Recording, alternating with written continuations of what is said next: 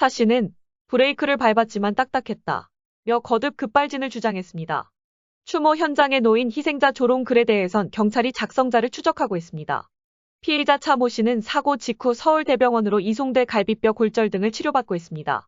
경찰은 차 씨가 간단한 진술은 가능하다는 의료진 판단이 나오자 사고 사흘 만에 오후 병실을 찾았습니다. 2시간가량 변호인 이회하에 진행된 조사에서 차 씨는 급발진 사고라고 거듭 주장했습니다. 사고 당시 브레이크를 밟았으나 딱딱했다 는 겁니다. 하지만 차 씨 주장은 한 언론과의 인터뷰에서 동승했던 아내가 한 설명과 다소 차이가 납니다. 아내 김 씨는 병원에서 남편에게 왜 그렇게 역주행을 했냐고 물었는데 차 씨가 밟을수록 가속이 돼서라고 답했다고 전한 겁니다. 브레이크가 제대로 작동하지 않다는 건 같지만 구체적인 묘사가 다른 겁니다. 경찰은 차 씨의 상태가 아직 회복되지 않은 만큼 본격적인 신문보다 사고 전후 상황에 대한 진술만 들은 걸로 전해졌습니다. 또 차 씨 신병 확보를 위해 체포영장도 신청했지만 법원은 필요성을 단정하기 어렵다며 기각했습니다. 사고 원인 규명을 위한 증거 분석도 본격화되고 있습니다. 국립과학수사연구원은 3D 스캐너 등을 이용해 사고 현장에 대한 현장 감식을 벌였고 사고 기록 장치 EDR 조사도 마무리 단계인 걸로 전해졌습니다. 경찰은 이를 토대로 조만간 차 씨에 대한 재조사에 나설 계획입니다. 한편 사고 현장에 마련된 추모 공간에 피해자들을 조롱하는 쪽지가 놓인 사실이 알려지면서 경찰이 작성자를 추적하고 나섰습니다. 또 온라인상에 유포된 피해자 조롱글 역시 형법상 모욕죄와 사자명예훼손죄 등에 의해 처벌될 수 있다 며 이러한 게시글을 반복 유포 등 게시하는 행위 등이 확인되면 수사에 착수할 것이라고 경고했다고 했습니다. 경찰이 시청역 역주행 사고 차량의 블랙박스를 입수해 분석하고 있는 가운데 가해 운전자 차 모 씨가 대화 중 부주의로 사고를 냈을 가능성도 조사하고 있는 것으로 알려졌습니다. 사고 당일 차 씨는 서울 중구의 한 호텔에서 아내와 함께 아내 친오빠 칠순잔치를 다녀오다 사고를 냈는데 조선일보에 따르면 부부는 호텔에서 차를 몰고 나오면서 호텔 식사가 참 좋았다는 식의 대화를 나눴습니다. 경찰 고위 관계자는 이야기는 두런두런 이어졌고 분위기는 대체로 화기애애했던 것으로 보였다고 설명했습니다. 그런데 차 씨 부부는 일반 통행로인 세종대로 18길로 잘못 들어선 뒤 상황이 심상찮음을 느낀 듯 대화를 갑자기 중단했고 차 씨가 당황하며 어어 소리를 낸 뒤 충돌 장면이 촬영된 것으로 알려졌습니다. 이때 조수석에 있던 아내 김 모 씨는 아 소리를 지르면서 천천히 가라 왜 이렇게 빨리 가라고 말한 것으로 조사됐다고 조선일보가 보도했습니다. 앞서 서울 남대문 경찰서도 브리핑에서 가해 차량이 호텔 주차장을 빠져나오는 구간부터 가속을 시작한 것으로 확인됐다고 밝혔고 블랙박스에는 추돌 직전 같은 짧은 음성과 아내의 비명이 담겼다는 보도도 나왔다 합니다. 아내 김 씨는 사고 원인은 기계 오작동이고 저희도 어쩔 수 없었다. 너무 당황스러워서 소리만 질렀는데 다 녹음됐을 것이라며 부부 싸움 이야기는 말도 안 된다. 저희 부부는 성당에 꾸준히 나가고 착하게 살았다고 말했다 합니다. 가해 차량 운전자 부부가 급발진을 주장하고 있지만 경찰 내부에서는 차 씨가 가속 페달과 브레이크를 착각했을 가능성도 있다고 보고 조사하고 있습니다. 경찰은 정확한 사고 원인을 파악하기 위해 사고 전후 기록장치 추출 내역과 CCTV 영상 등 6점을 국립과학수사연구원에 분석 의뢰하는 한편 갈비뼈 골절상을 입은 운전자 차 씨에 대해 가능한 빨리 방문 조사를 할 계획이라 합니다. 자, 그러면 지금부터 잠시만 주목해 주시기 바랍니다. 제가 구독자분들을 위해서 깜짝 선물을 하나 준비했는데요.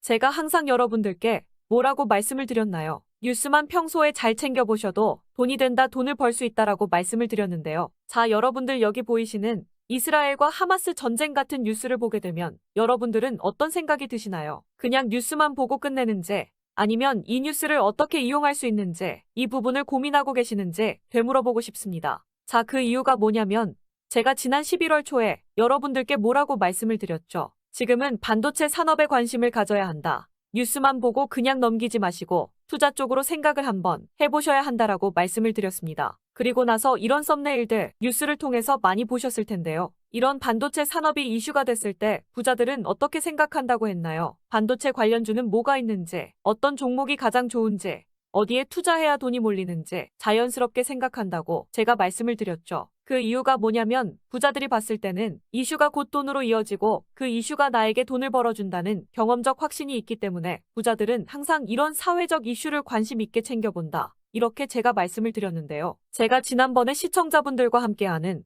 주식으로 수익 내기 이벤트를 진행했었는데요. 당연히 100% 무료로 진행을 했었고, 자, 여기 보시면 아시겠지만 제가 지난번에도 저한테 구독이라는 문자 남겨주신 모든 시청자분들께 이렇게 반도체 관련주 중에 가장 급등할 확률이 높은 딱 한 종목, 많은 종목이 아니라 딱 제주반도체 한 종목을 여러분들에게 추천드렸어요. 그러면서 여기 나와 있는 대로 정확히 얼마에 매수해야 하는지, 그리고 수익률이 어느 정도 나왔을 때 팔아야 하는지 이런 부분들까지 여러분들에게 정확히 알려드렸었는데, 자, 지금 실제로 어떻게 되었나요? 오른쪽을 보시면 아시겠지만 제가 11월 초에 문자로 이 제주반도체를 소개해드리고 나서 실제로 한 달도 지나지 않아서 이렇게 주가가 2배 이상 급등이 나왔습니다. 그리고 1월 말까지 이 상승세가 계속해서 이어졌죠. 그래서 당시에도 굉장히 많은 분들이 제가 드린 이 종목 제주반도체로 수익을 내실 수가 있었을 텐데요. 다시 한번 축하드린다는 말씀을 드리겠고, 자, 이번에도 마찬가지입니다.